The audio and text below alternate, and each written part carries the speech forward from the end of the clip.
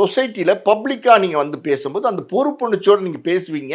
அதை அந்த ஷோவை அழகாக நடத்திட்டு போவீங்கிறதுனால தான் உங்களுக்கு 8 லட்ச ரூபா கொடுத்து புக் பண்ணியிருக்காங்க. அங்கே அந்த மேடைக்கு கொண்டு வந்திருக்காங்க. நீங்கள் அங்கே வந்து நீங்கள் வந்து உங்களுடைய பர்சனல் வெஞ்சன்ஸ் இருக்குது பார்த்தீங்களா, அதாவது தனிப்பட்ட தாக்குதல்கள் வந்து நீங்கள் அங்கே பண்ணீங்கன்னா அது உங்களுடைய எப்படி சொல்கிறது, உங்களுடைய மரியாதை பல மடங்கு இன்னைக்கு குறைச்சிருச்சு. இதுதான் உண்மை.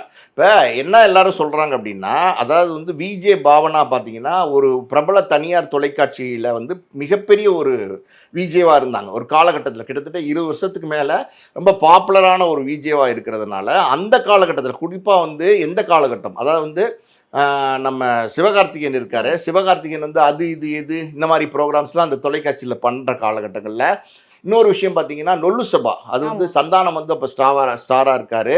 அப்போ வந்து ராம்பாலாங்கிறவர் வந்து உதவி இயக்குனராக இருக்கார். அந்த காலகட்டத்திலே பார்த்தீங்கன்னா ராம்பாலாவோட வந்து யோகி பாபு வந்து அசோசியேட் ஆகி ஒர்க் பண்ணியிருக்காரு. சின்ன சின்ன உதவிகள்லாம் செஞ்சு கொடுத்துருக்காரு. எப்படியாவது வந்து ஸ்க்ரீனில் அப்பியர் ஆகணும், எப்படியாவது திரையில் வரணுங்கிற ஒரு ஆர்வத்தில் எனக்கு இந்த காட்சி இருந்தால் கொடுக்கல, இந்த கேரக்டர் நான் நடிக்கிறேனே, இது பண்ணிட்டுமா அப்படி வழக்கமாக பார்த்தீங்கன்னா நடிக்க வர எல்லாருமே